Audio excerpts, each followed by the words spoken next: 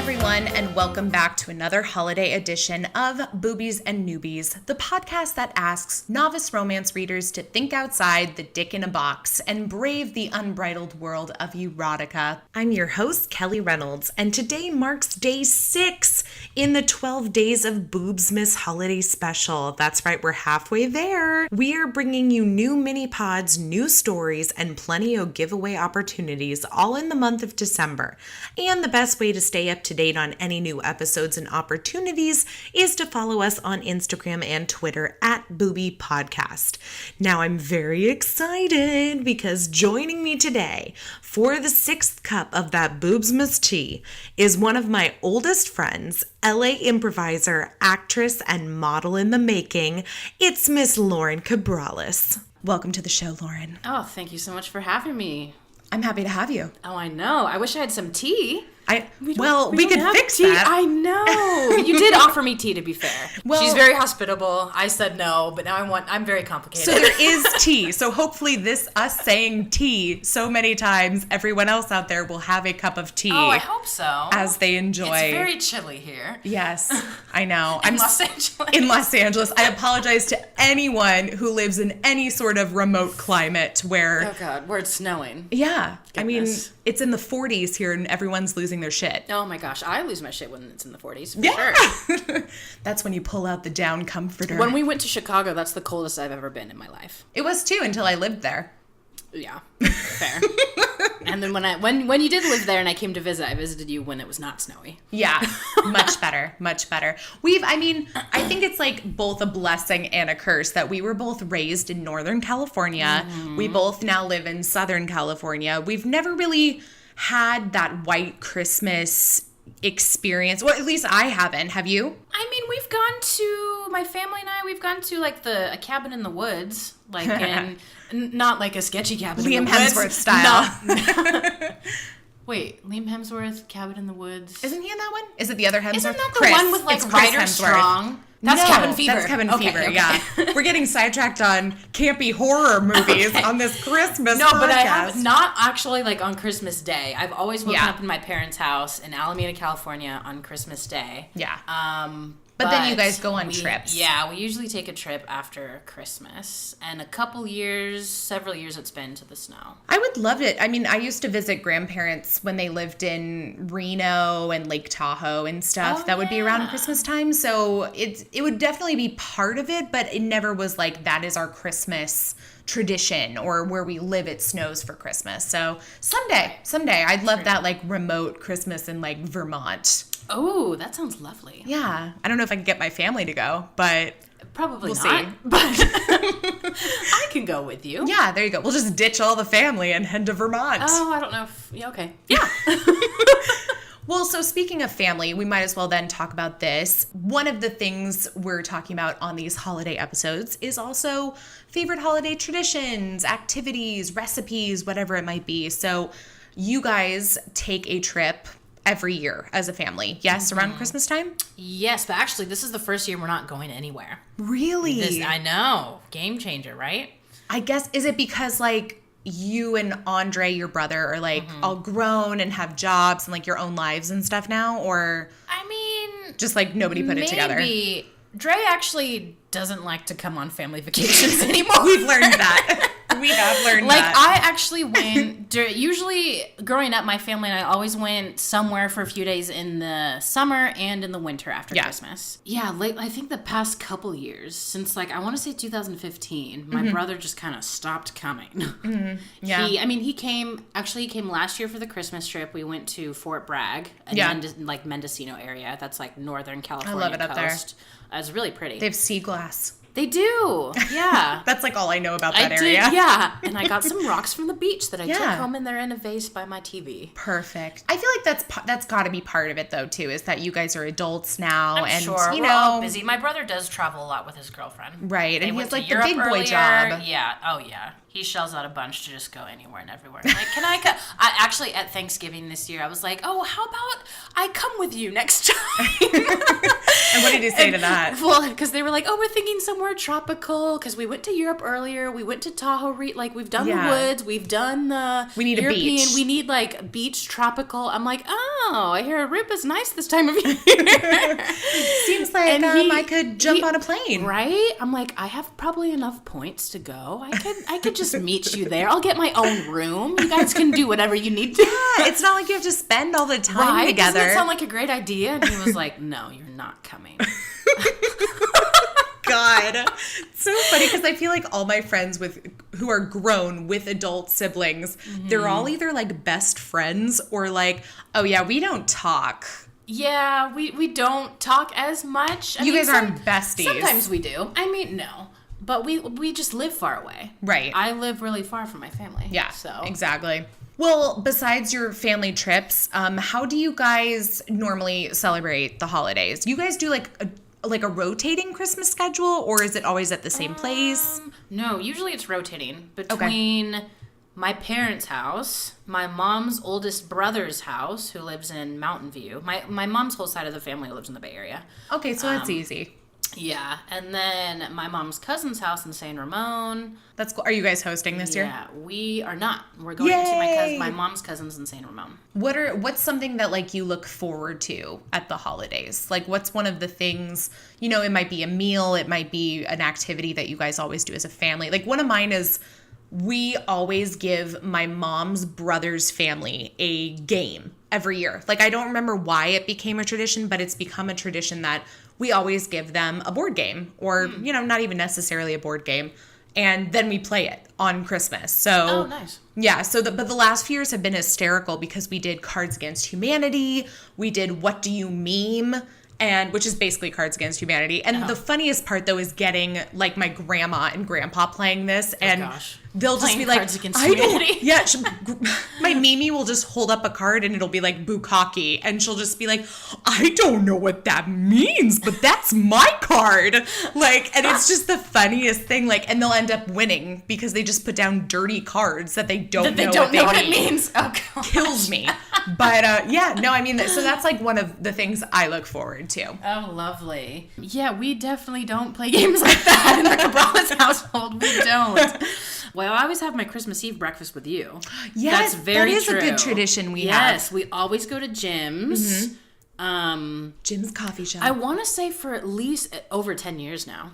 Yeah, because I want to say it was going on. Was it still in high school, or was it like definitely did it in high school? Yeah, I think did we ever do it where our parents would drop us off at Jim's and we would just have breakfast together? Because I know for sure my first memory of it is when you, Alex, and I went to Jim's on the golf course, and I think your mom dropped you off. Probably. That's when I first got my license. Okay. So I drove. Yeah. And then afterwards, you, me, and Alex drove to like Oakland or something, but I wasn't allowed to drive. Because we were like, this is so baller. We in the car up in Oakland. Because I was the oldest of all our friends from high school, so I got my license first and a car. So we just drove to Oakland because we could. It felt so free. Just 3 white girls driving around Oakland like, yeah, this is Christmas up in here. Yeah. By the way, I should point out that at this point in time, when Lauren got her license, she was driving this tight-ass minivan.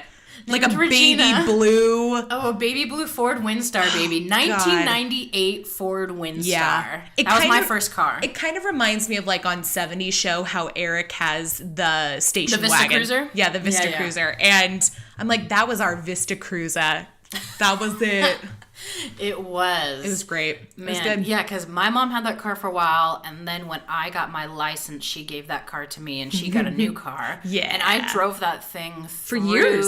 Yeah. Stick around for more, but first, a promo for our true crime podcast.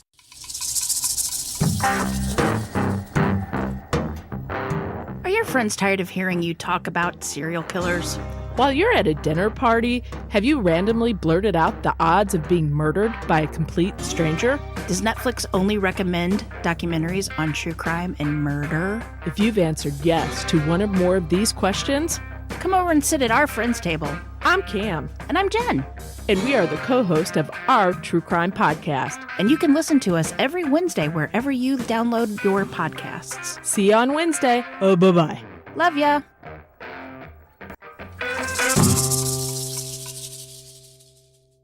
well, without further ado, let's dive into our reading selection for the day. Oh my gosh. And what a read it was. I must say. I can't tell if you're being like sarcastic or if you're like, yeah, it was really interesting. So we'll just have to wait and see. But for everybody else out there listening, it is Christmas in Blue Hollow Falls by Donna Kauffman. Oh, Donna. Oh, Donna. And Donna. This comes from A Season to Celebrate, which features 4 holiday novellas, all of which we will be reviewing for this podcast. And you can find the entire collection on Amazon, $6.99 Kindle edition. It was published in October of this year, just in time for Christmas. Fresh off the press, guys. Fresh off the press. That's actually both anthology series we're reading for this podcast, that they each have 4 holiday stories in them, and they both came out in October.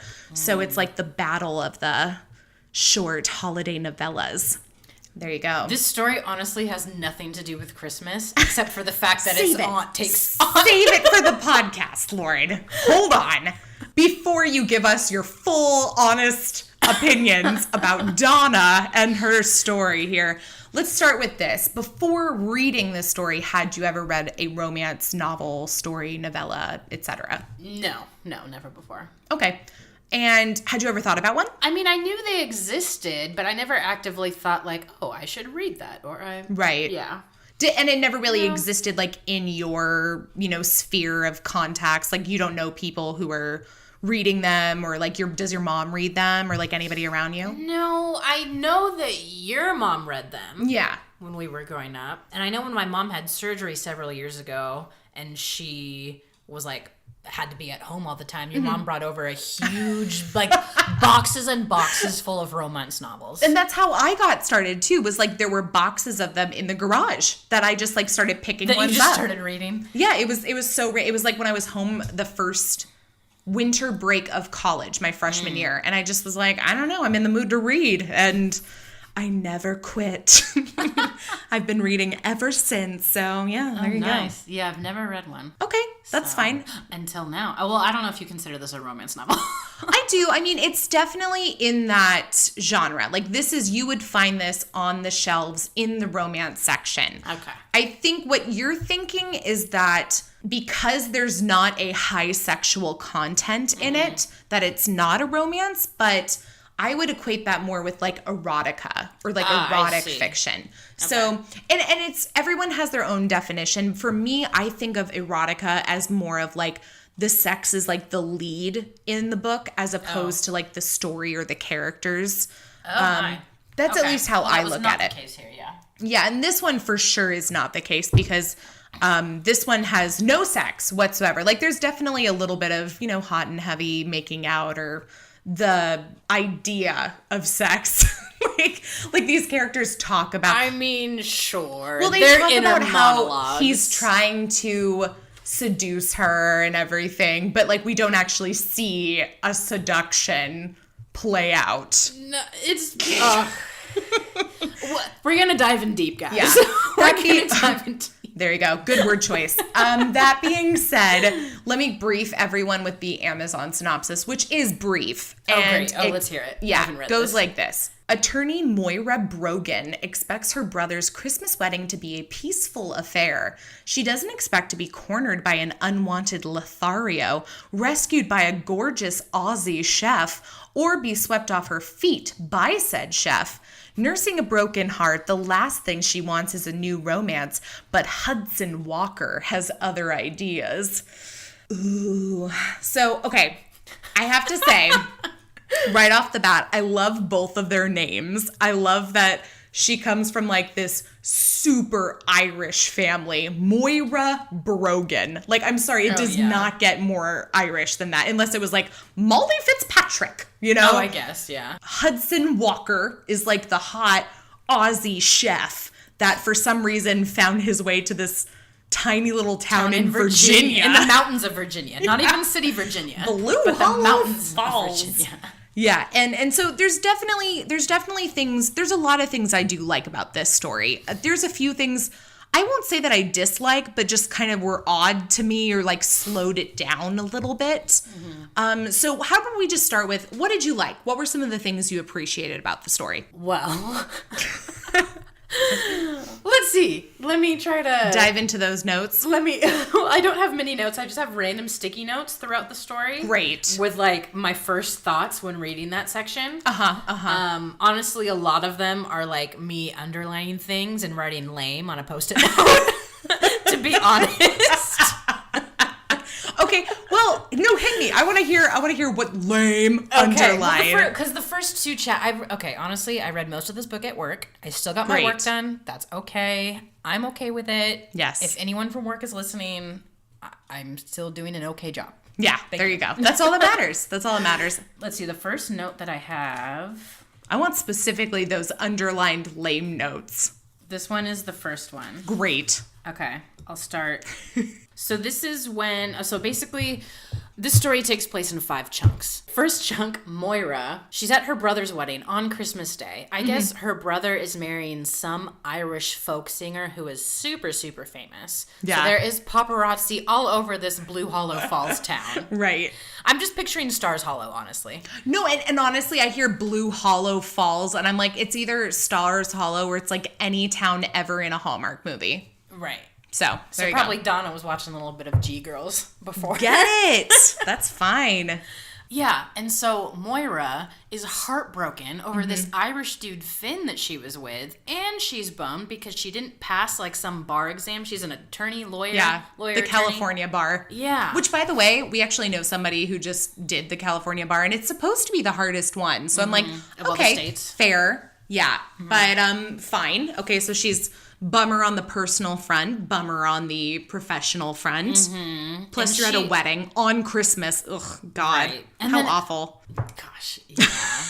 Honestly, if I went to a wedding on Christmas and I was single and like, yeah, I get it, Moira. It's awful. Well, and you know what? I do like that she bookends this story with, it starts where Moira's like, this is the worst time you could possibly ever have a wedding. Like, there should be a rule written that this cannot be a thing. Actually, she said there should be a law passed because she is a lawyer. There you go. Gotta keep it. That might have been one of my lame underlines in the notes that I wrote. Then you probably would have written a double lame because at the very end, they get married on Christmas. Shh, don't spoil it. Oh, no. It's fine. Gosh. I love spoiling it. But they get married on Christmas at the very end, like a year later. And the last line of the book is, and I'm so glad there wasn't a law passed about this, or, something like that. But see, for me, it's like cheesy, but I also love it because I'm like, I love that you've taken this full circle. Like, it's the span of a year. It goes from one Christmas to the next. It starts with this funny statement and it ends with the same statement. Like, that to me is like good writing, good storytelling. But okay. I see it. But my note at the end, so the last sentence reads, Christmas weddings, and Moira says, thank goodness no one passed that law, she whispered, as her brand new husband finally kissed his bride. Huh. My sticky note in all caps was, oh, come on, Donna. That's how it ends. You don't like that ending? I mean, it was no.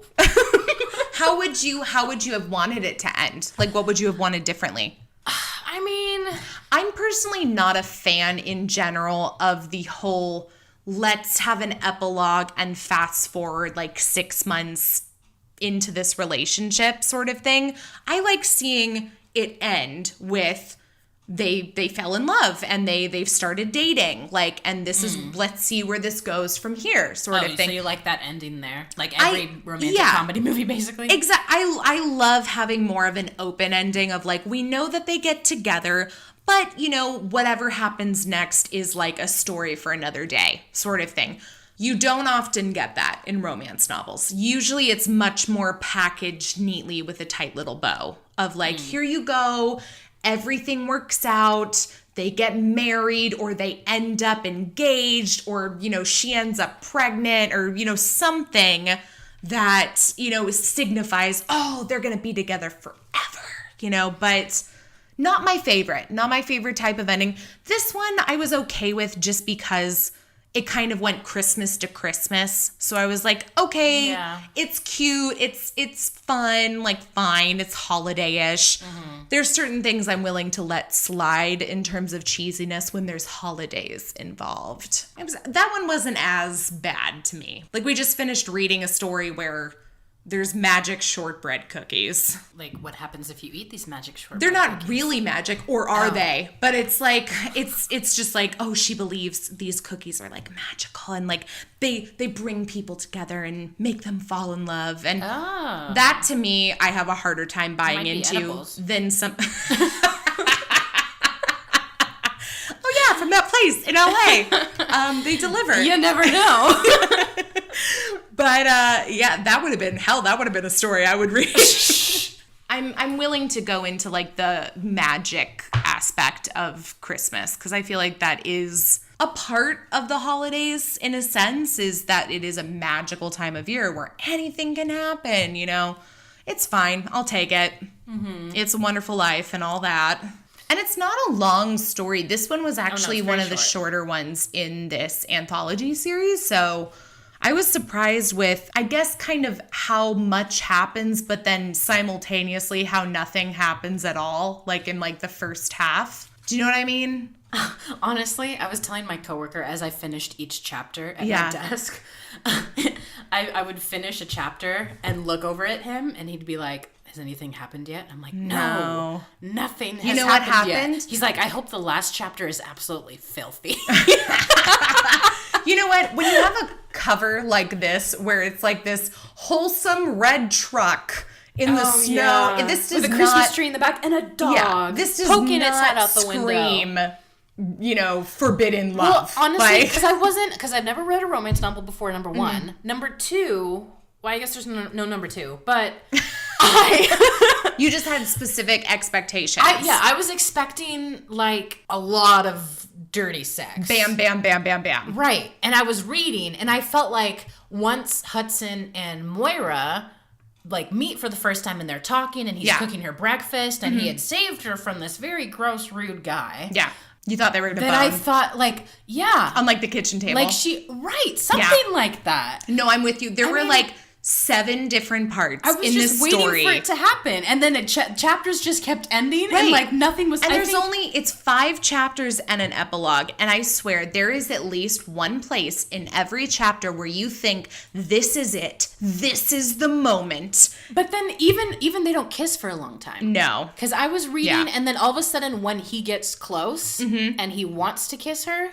And it, like, goes to Moira's inner dialogue, like, what she's thinking. And then all of a sudden, they're just talking, and then the chapter ends, and they never kiss. So, that leads into... what's happening? That leads into one of my biggest issues with this book. And what I love about this book is I really like Donna Kauffman's tone. I really like the tone of her writing. Like, it's about Moira. It focuses mainly on her point of view. And she's in her mid to late 20s. She's 27. Yeah, which I'm 27. So I was like, this is perfect. For 3 more days. Yeah, for a few more days. You got it, girl. And it's very relatable. She's basically going through like a quarter life crisis. Like I completely understood where she was coming from.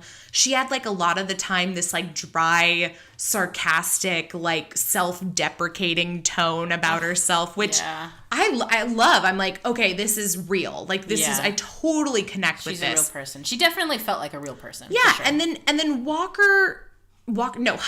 Walker. Yeah, not you got the last name right. Yeah, Walker, Texas Ranger. Walker Hudson, Texas. Hudson, I don't like him as much because I feel like his only purpose in the story is to further her character arc. Like he doesn't really have a character arc for himself. No. His only storyline that's his storyline that she's still a part of is that in the beginning when he like rescues her from this bar fight, he goes to jail and she like bails him out of jail and he's like, well, you gotta be my lawyer. And they're like half-heartedly planning about how they're gonna, get him off for like these charges against some big wig not get guy. him off. get him. Get him off the crime. I'm trying to think of a better way to phrase this. We're not lawyers. Lose the charges. Drop the charges. There we go. No,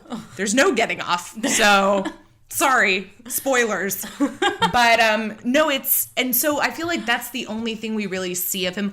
I do love his setup. I love that he's this chef that I'm guessing is maybe like a little bit older than her, but like they come from different places in life. Like, didn't he say he was like a foster child, or he lived at an orphan? Oh no, he lived at an orphanage, he lived right? in an orphanage, and then I think he said at 17 he was like left. Emancipated and traveled the world. And he traveled and he's cooked cooking everywhere, and he settles in this little town. And most baller move of all, he lives in these converted train cars. Right. That he's made into as an apartment, and he goes and buys a caboose at the end. Oh, he does. Yeah, and he turns the caboose into her office. So sweet. That was very sweet. Whatever, but no, it's.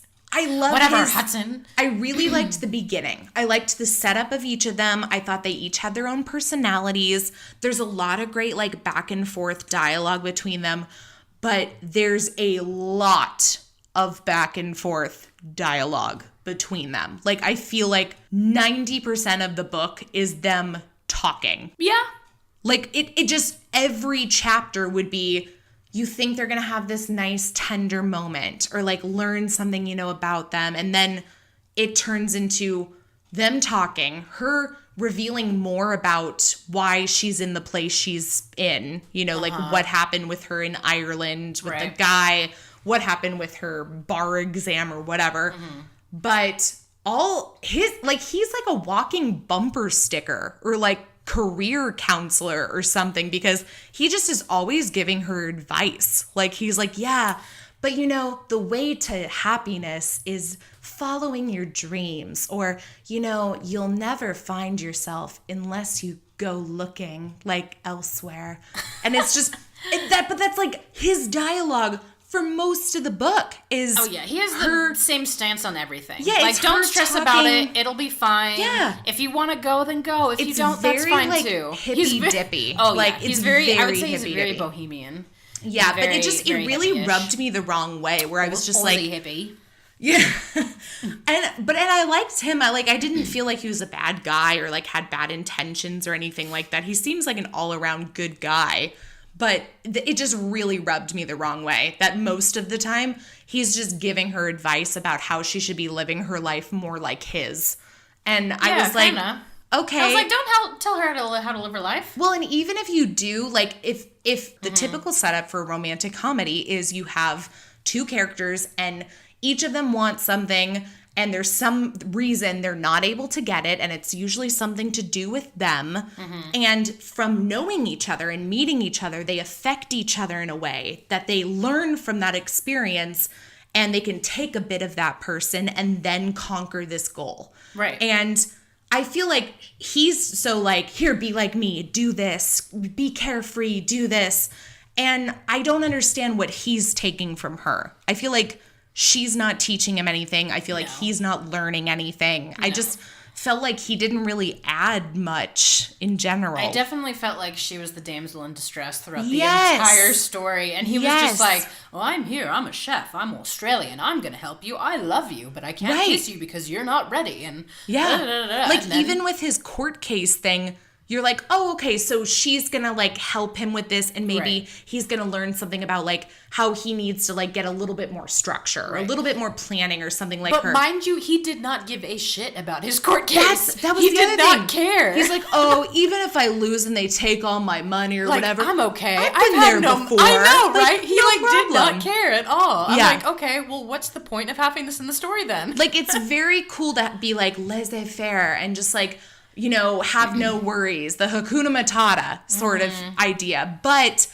at some point it becomes like they just seem lazy and like not really goal oriented. Like, he just was somebody that I'm like, ooh, a hot Aussie chef that lives in this town and lives in a, you know, train car. That's cool. And then I was like, but you know what? He's that guy that if you like talk to for more than a day, you'd be like, what's this guy doing with his life? Like, I don't know. Like, I was for me, I was just not attracted to him or like anything he had to offer. That was me. You weren't attracted to him at all? No. I won't say at all because I really do like the setup of him and he's a very nice guy and good guy. Yeah, and he makes her breakfast and that was what I liked about he grew up in, doesn't he say he was in an orphanage run by nuns and that he was the only boy that lived there? It was an all-girls orphanage, but he was the only boy. Yeah, and so he's like, yeah, I understand. I consider all these women my sisters, like, so I know how to take care of a woman but not take advantage of her. So I definitely liked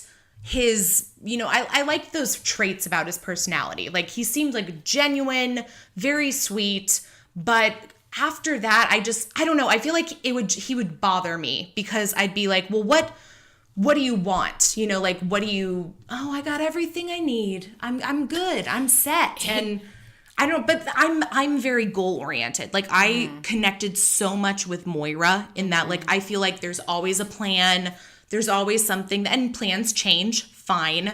Her plans certainly change in this story, but I just feel like he doesn't have any plans. And to me, that's a problem. That's just like not what I'm looking for in a partner in general. Like I don't want somebody who has no plans or no goals. He was very much like go with the flow. Like, whatever happens, happens. I'm not going to think too much about this. Yeah, I'm exactly. like, well, do you have feelings about anything? Well, and I'm like, maybe that's great. Like maybe you reach this point where you've got everything you want and that's all you wanted in life and it's great. And I'm like, yeah, oh my God, wouldn't that be awesome? But then what would you do after that? Like if you have everything you want and need, what comes next? So, I mean, maybe just as like a 27-year-old woman who is not at that place in my life, maybe that's part of the problem too. But I definitely connected more with her than I did with him. As cool as his train car is. Yeah. I do like the setup too. I think it's got a cute little, meet cute sort of thing where she's at the bar and he, saves her, whatever. Oh, okay. So he saves her from this bar fight, right? And she's in her bridesmaid dress and he takes her home and puts her in her own room and she gets up the next morning and looks like a train wreck because she's still wearing the bridesmaid dress and like leftover didn't makeup. Didn't take her makeup on. Didn't brush her teeth. Right. But so here's the kicker for me is they keep mentioning throughout the story about how amazing she looked in that dress. And then in the very end, when they get married on Christmas, she surprises him by wearing the bridesmaid dress as her wedding dress. And I found that absolutely unacceptable. Unacceptable. Unacceptable. Yeah. I was just you like, go white Moira. Even if you've been sleeping in his train car for the past 6 months. Right. For me, it was just like, if it's not that you can't wear a bridesmaid dress as a wedding dress. Like, there's beautiful bridesmaid dresses. But not a tone of white or off-white, at least. Well, and it's not even the color for me. I'm just, especially on Christmas, because it's a green dress. So I'm like, okay. But for me, I'm like, you wore a bridesmaid dress that you wore in a different wedding. As your wedding dress. Your wedding dress. Yeah. The one dress where the sole purpose is to wear once for this momentous occasion. And everyone looks at you. You can wear whatever you want. And that's what you chose. It just, to me, was very odd. Like, I don't even know what to do with it. And I'm wearing a dress the same color as a bridesmaid in a wedding next year. So I'm just like... Emerald green? Yeah. In fact, I think ours is called Hampton Green. Like the Hamptons. So fancy, right? Hamptons sound beachy. Yeah. Yeah, it's a dark green, though. It's a darker green. Like a forest green, but Hamptonsy? Sure. I've never been to the Hamptons, but it just I sounds have in Sex and the swanky. City on TV. Yeah. And Gossip Girl. Yeah, exactly. Just like that. But yeah, I don't know. It was one of those things where I was like, that's an interesting choice, both as a character and as an author to make for that character. Like, I get it. Like, he loved her in that dress or whatever. And, but yeah, and that's what she wore for the first, 24 hours that they were they had met, I guess. So I'm like, okay, cute. Like, that would have been where I would have put my lame Post-it. I mean, let's journey through my Post-its here. In the story, Hudson Walker and Moira had already met, and Moira is going to like the shops and lunch with her friend Katie. Right. And she's telling Katie all about this guy Hudson, who she had met the night before, a couple days before, previously. And she's like, finish, he cooked me breakfast and wrapped my arm in a towel, while, I remind you, I looked like the creature from the wedding reception Walk of Shame Lagoon, only without the fun part. I underlined wedding reception Walk of Shame Lagoon and put lame. Oh, see, I like that. Really? I think that's hysterical. I thought, oh my gosh. Come on. See, to me, that's part of the tone. That's part of the charm of the author's tone is like I guess I wasn't into the tone then. What didn't you like about it? I just thought it was lame. She keeps going on about the fact how she looks so ugly in this dress. I'm sure, like, at the beginning when she walks into the bar, the scene description of what Moira looks like is that she's very beautiful. She's kind of short. She's wearing a beautiful green dress, and she has really green eyes. Okay. So she looks stunning in this dress. Mm-hmm. But all Moira talks about is how awful she looked in it. Yeah. And I'm like, come on. Well, but that's more of a character thing then. I mean, it's so maybe your problems with Moira and the fact that she probably, because part of my thing is I liked her and I connected with her, but I also found her, it's hard to say, I found her annoying, and in the fact that I'm like, she does this long ass story about how she was raised in Washington. I think it was Washington. Yeah, and Seattle. She took the bar there, but she didn't want to live there. And then she went back to California, even though she knew she didn't want to live there either, and took the bar there. And so part of me, I understand it. I understand that she's trying to find her place, literally, in the world. And then part of me is just like, why are you just doing all these things if you know that it's not what you want to be doing? Like, that drives me insane. But well, I mean, I get it. Yeah. I mean, I kind of understand where she's coming from. She's from Seattle. She went to Stanford, which is in the Bay Area in California. Hey. Holler.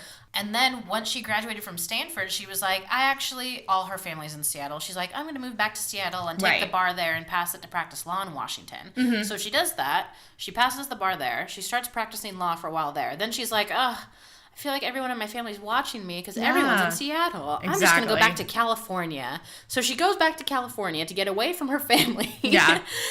And then she tries to pass the bar there. She doesn't pass, so she's working as a paralegal. And then she also is like, and then it's like, I miss my family. I don't want to be here anyway. Like, so I mean, I understand it. Like, it's that time of life.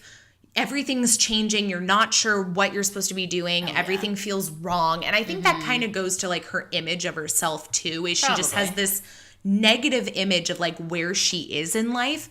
And it's very relatable. But at the same time, I just kind of want to give her a little slap and be like, okay, you had your tears, you had your moment, now come on, let's pull it back together. Like, what can we do? What can we do to move forward? Like, so it's one of those things where I feel like if I was friends with Moira, I would just want to like give her a wake-up call sort of thing. And I guess that's kind of what Hudson does. I guess that's kind of like his role in this is she's not sure where to be. She meets this guy. She finds this place that has some of her family.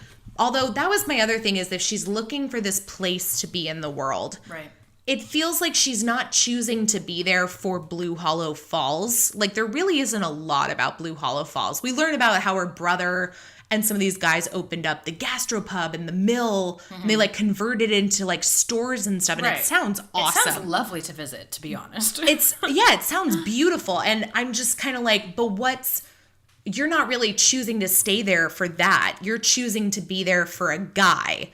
So, which was kind of like her problem before. Like she had the whole Irish fling thing when she was in Ireland that didn't work out because she knew she wasn't going to stay there. I thought she said at some point that they both knew it was only a short-term thing. Yeah. But she fell in love with him. Which happens. Yeah. Yeah, and they had that whole conversation. And he was like, sorry. Yeah. Which, I mean, that happens. That's the whole, like, friends with benefits thing and somebody catches feelings or whatever. But But yeah, my thing was, you know, she's so opposed to falling in love again, right? Because she doesn't want to get her heart broken.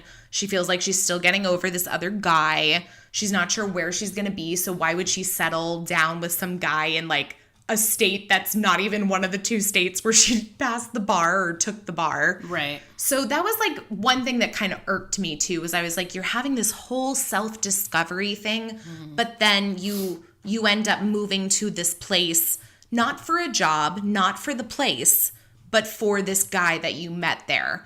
Well, but that's the whole point of why she wouldn't let herself like him in the first place.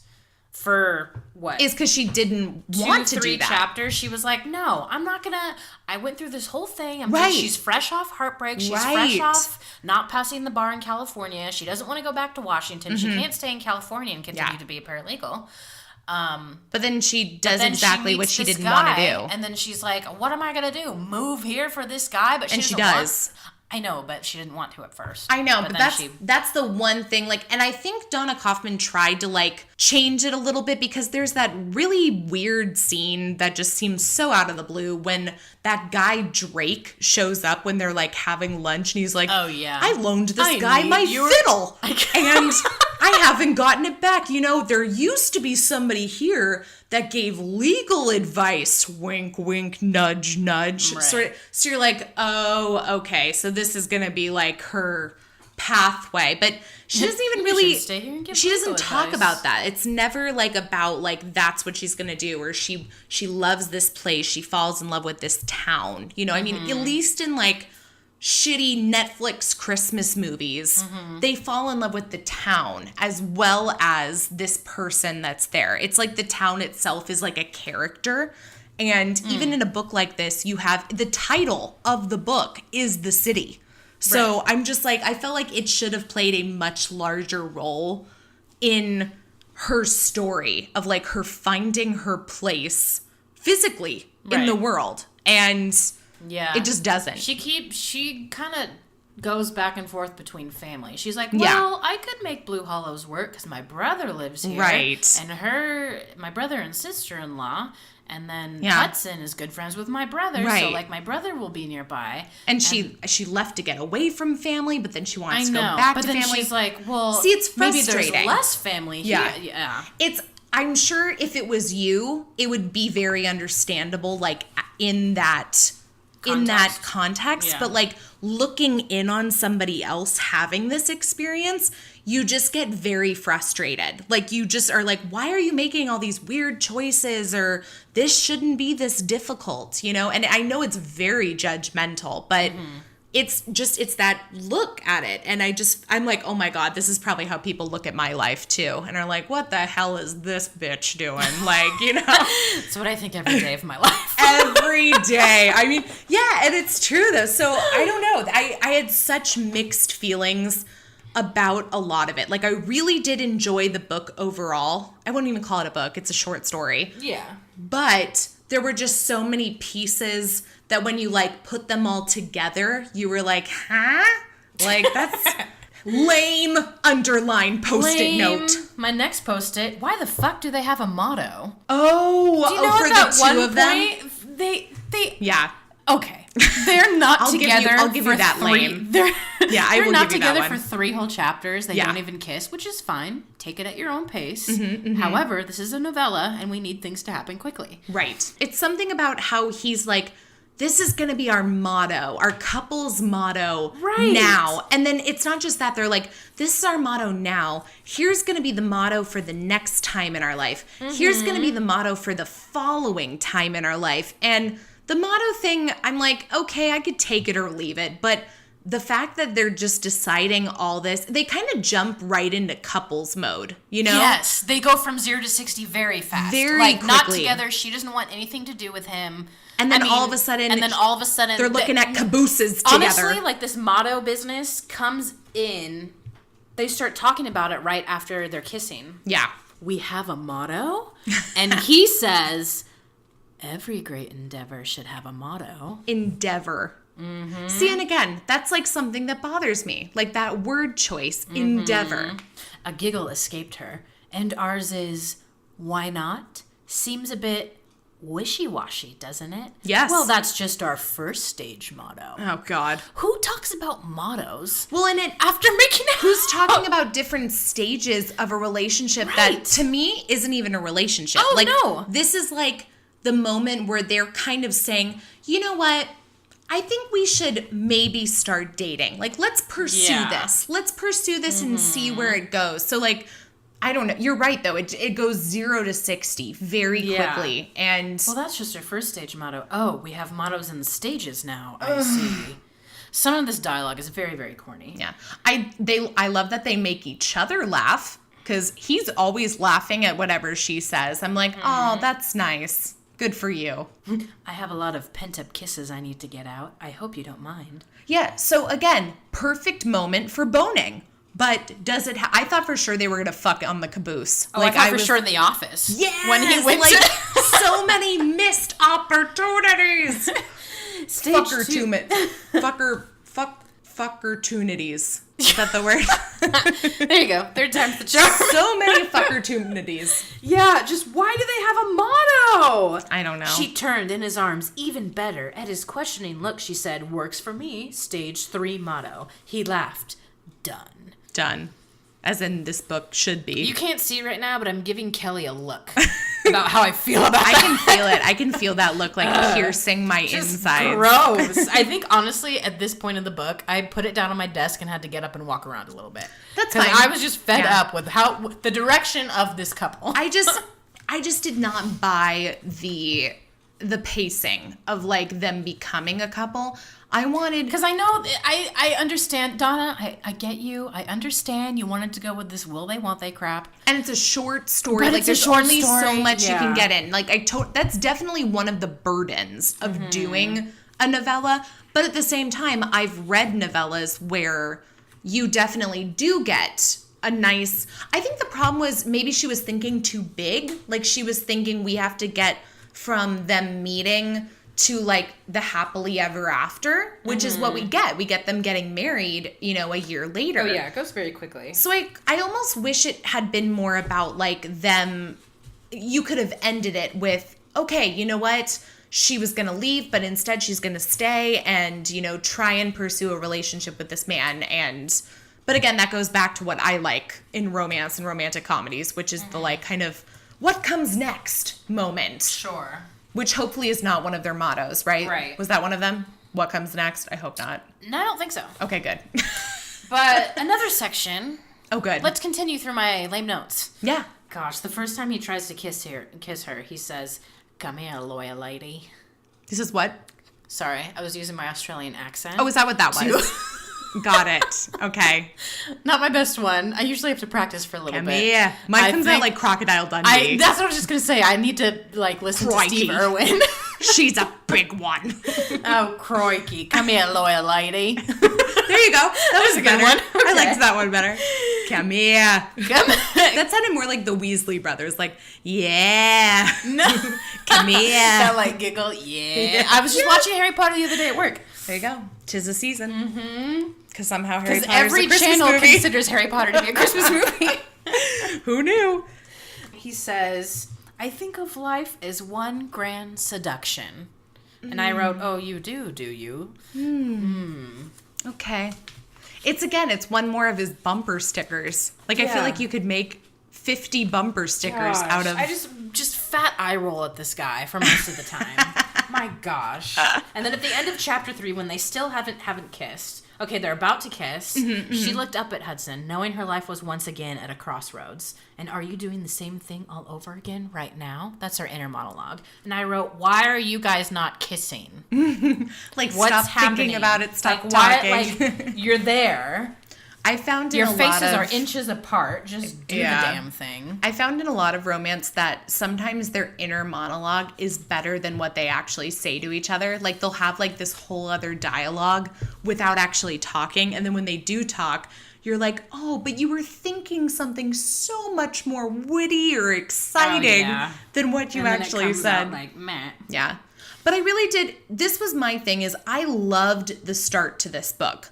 And the rest of it was so-so. I feel like it set up this great story between these two characters with different mottos in this charming town with, you know, what could be fun characters. And I'm wondering if, like, even if it's something that's part of a series that Donna Kauffman has, like maybe she has a series where some of the other characters exist in like longer stories. I mean, that's definitely a thing in romance is like they'll all take place in the same town and there'll be like different people in the town falling in love and they each get a book or something like that. Oh, lovely. So I could see and that. They intertwine in each other's I could stories. see that with this one. I totally could. And I almost wonder if like it would have been better if it was a longer story. Like if she had had the full-length novel of it, what that would have looked like. But that's just my own curiosities. So, well, Donna, yeah. if you were thinking of writing it. Donna. Yeah. Donna. At the start of chapter 5, I do have like a quick makeout scene, which I thought was getting pretty good. I have no sex, Yeah. but I do have a makeout scene. Can I offer you a makeout? Can I offer you a makeout scene? Yeah. And honestly, I thought it was pretty good. I was like, okay, this is it. Here we go. But then it kind of stopped all of a sudden. Then Yeah. they start talking about mottos. Yeah, they start talking. It's the problem Gosh, I Moira, just shut discussed it. like Just 30 minutes ago. shut it. Here's Go the ahead. excerpt from You- chapter 5. You read your makeout zerpt. His lips were warm and firm and fit her mouth perfectly. He let go of her hands and slid his to her waist, lifting her effortlessly so she could sit on the edge of the cafe table, pushing their plates of food back when she pulled him in closer and returned his kiss. See, I'm like, that's hot. I love that. I love a good, like, lift you up and put you on the table kind of thing. Great. Strong man, Hudson Walker. Yeah. And then skip ahead a little bit, and it's he took his time, didn't hurry, didn't crush her mouth thinking that was the way to show her his ardor. No, he took her the slow, savory route. Of course he would. And she savored it right along with him. Yeah. I think that could have been great. Mm-hmm. I'm like, yeah, keep going. But then they stop suddenly and talk more. So much fucking Mottos. talking. So much talking. I can't get over this motto thing. Yeah. I think it's stupid. Okay, so taking into account the lack of sex and the mottos, but as well as everything that we did enjoy about the book, the things that weren't marked with lame post-its, Eye roll. Bullshit. all of the above. We're going to give this book 3 grades. We're each going to give it a book for story, syntax, and sexcapades out of 10. So 10 being the very best that it could possibly be. So how about you start and we just start with story? Story, I'll give you a solid 7. Okay. A C. Yeah, no, I gave it a 7 too. So I think that's fair. I think the framework was there. It's very much, Framework, Boy Meets story. Girl. Yeah. Stuck to the characters. Yeah. Could it have been more exciting? Yes. But was it exciting enough for a 7? Yes. Yeah, for sure. How about syntax? So Miss Donna Kauffman's writing, her style, her tone, spelling, sentence structure, all of the above. I would say some of the sentence structure was weird. Honestly, Donna, straight 7s across the board. That's what I gave her too for syntax was 7. And I mean, I think the writing's fun. I think the tone is fun. It was, for me, it was like there was just too much damn dialogue. Like I felt like there was like an imbalance between the story, the romance, the dialogue. Like it didn't all add up together for me. Sexcapades. Well, there were none. I gave it a 1. I was like, they make out, so there's that. It's literally my note. I'll give it a 2. Ooh, you so I will kind. give it a 2. And Donna, here's why. Here's why I give it a 2. They do start to make out. He picks her up while they're making out. Yeah, nice. I think that Firm. deserves more than a 1. Okay. But then they stop and they start talking. Again. Which is why you didn't get a 3. If they hadn't stopped and talked, maybe you would have hit a 3 or 4. There are many places where I thought they were going to have sex in this book. Yeah. And they did not. Which Well, is and you fine. know what? Go at your own pace. It's a short story. Yeah. Like, this honestly is not the first novella we're reviewing for the Christmas special that does not have sex in it. So it's almost like unfair to even give a grade. I mean, it's like we're not going to average it all out together. So setting aside the grades and the book and everything, were you happy with the overall experience of reading your first romance? She's thinking. She's giving me another look. It's a different look. It's a different look than before. I feel like Would I read this again? No. Well, this Am I specific happy? story? Yeah. Okay. Am I happy that I read it? Sure. Like, not I really. I honestly, it didn't I change your life. Definitely did not change my life. Mm-hmm. Okay, how about this? Will you read the other stories in the book? No? Really? I mean, maybe I you will. bought the book. I did buy the book. I bought the hard copy, guys, because I need to turn pages. Yeah. I can't look at a screen when I'm reading. Love it. I love need the to turn smell pages. of it, too. Yeah. I mean, you have it. I do have it. You Will I have read it. it in my lifetime? Possibly. Maybe. Will Or give I it to your start mom. the next one tomorrow? No, I will not. Fair enough. And you know what? I think part of it, too, is... Do you think half the reason that you didn't appreciate this one was as much was because you were expecting something else? Like, you had this, like, preconceived idea of what you were going to get, like, going into a romance? I mean, yeah, I definitely thought that it was not going to be what I read. Right. I started reading, and about probably 3 chapters in, I realized, like, oh, I'm reading a Hallmark Lifetime movie. And that was... Or Hallmark or a Lifetime movie. Were you movie. disappointed with that? Because sometimes people would have that realization and be like, oh, you know what? This is, like, a little bit more nice and wholesome. Like, this, you know, is. I thought it was going to be, like, crazy sexy. Raunchy and you rated know? R, Yeah. right. But then other times people will be like, well...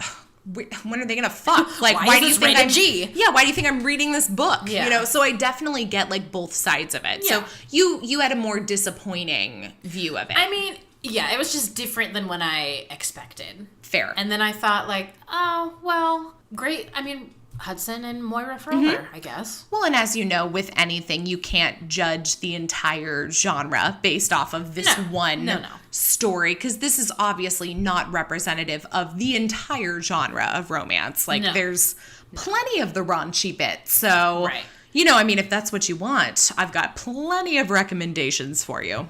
So the last thing we'll do before we dive into our giveaway winner and our wonderful 6th day of Christmas reveal is we will do a quick little holiday game. And I try to pick something that has something to do with the story we've read. And so with this one, my idea was that Moira, we find out, is a sucker for men with accents. She recently had her fling with the Irish guy. She moves on to this Australian chef. And I figured as an actress, I'm sure you've experienced different characters and accents along the way. So is there a couple you might be willing to share with us? Sure. I will do my best on the spot. I will do my best. Absolutely. Maybe you could just like pick a passage out of the story and like read that. Oh yeah, good. Give us an eye roll. And how will we be reading this one? Oh, I don't know. Why don't you give me an accent to do and I'll try. Okay, how about like very proper English? Like British English? Yeah, or like high class British English. like a posh accent. Yeah. I'll try my best. Okay. Channel Posh Spice. Perfect. Who's not joining the reunion tour. I know, so disappointing. Gosh, disappointments all around today. His eyes might have been a wee bit glassy too, but they were both smiling now as he pulled her into his arms. We haven't done any other part of this relationship thing the conventional way, he said, so I couldn't agree more. He cupped her face in one palm, and she did the same to him. Ready? He asked. She nodded, and they both said, "Will you marry me at the same time?"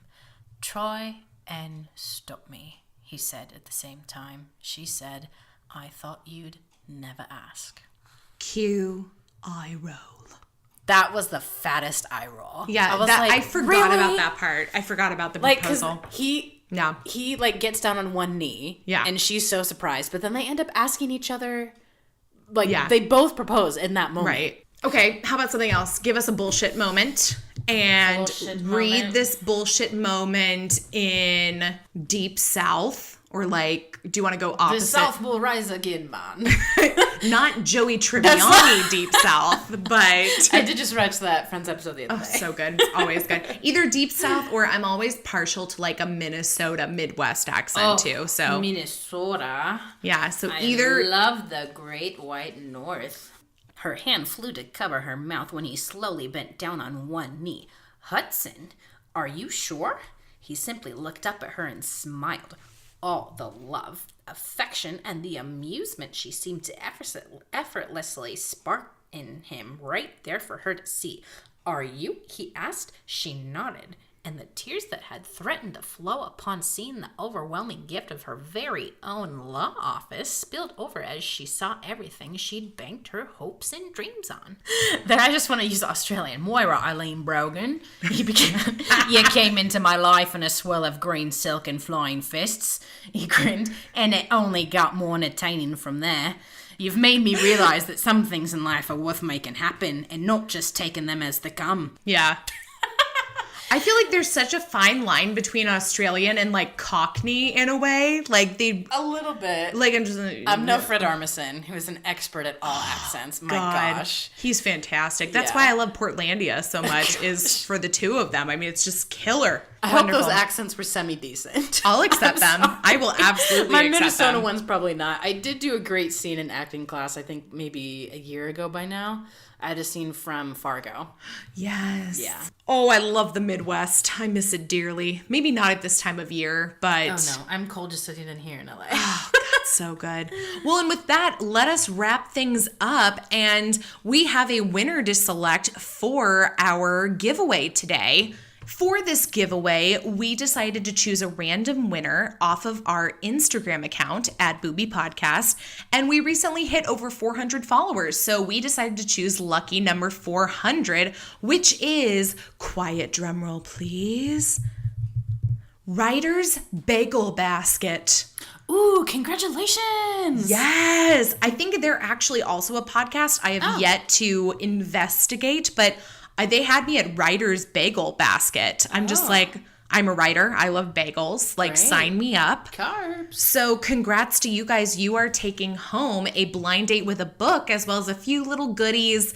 And Lauren is going to give you a nice little preview of what you've got in store for you. Here is your book synopsis. A rugged English soldier shows up to claim her castle. What's a Highland lass to do? Once again, congrats to Writer's Bagel Basket for taking home the 6th day of Boobsmas giveaway. Thank you to Lauren for joining me today. Thank you for being here, Lauren. Thank you for having me, Kel. And thanks for bringing dinner, even though I didn't give you any tea. I accept your apology. I'm so glad. It's those years of friendship backing me. And without further ado, I will wish everyone a Merry Christmas and hope that Santa does not check your browser history. On the 6th day of Boobsmas, my lover gave to me 6 billionaires. Take it away, Cooper, and play us out.